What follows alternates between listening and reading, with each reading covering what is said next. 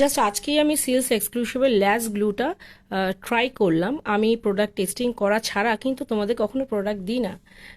এইটাই কিন্তু প্রফেশনাল মেকআপের স্পেশালিটি। প্রচুর ব্র্যান্ডের প্রচুর প্রোডাক্টস, সব প্রোডাক্টস আমরা খুব বেছে বেছেই সাজেস্টিভ প্রোডাক্টসগুলোই কিন্তু আমরা রাখি, যেগুলো মেকআপ আর্টিস্টদের খুব এফেক্টিভ রেজাল্ট দেয়। তো দেখো, সিলস এক্সক্লুসিভে আইল্যাশ অ্যাডহেসিভ, অ্যাফোর্ডেবল প্রাইস।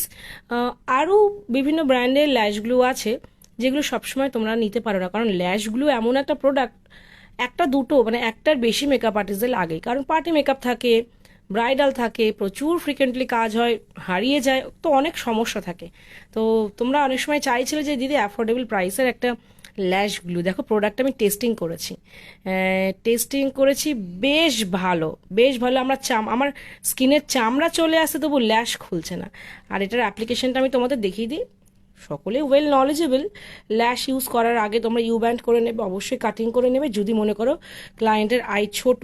দেখো, ট্রান্সপারেন্ট কালারের এবং একটা ব্রাশও দেওয়া আছে, অ্যাপ্লিকেটার ব্রাশ। তোমরা জাস্ট ল্যাশে গ্লুটা অ্যাপ্লাই করো ভালো করে, আউটার কর্নার ইনার কর্নারে বেশি ভালো করে অ্যাপ্লাই করবে। বেশি ভালো মানে বেশি ভালো করে প্রোডাক্ট নয়, মানে বেশি প্রোডাক্ট নয়, ভালো করে প্রোডাক্টটা ইউজ করতে হবে।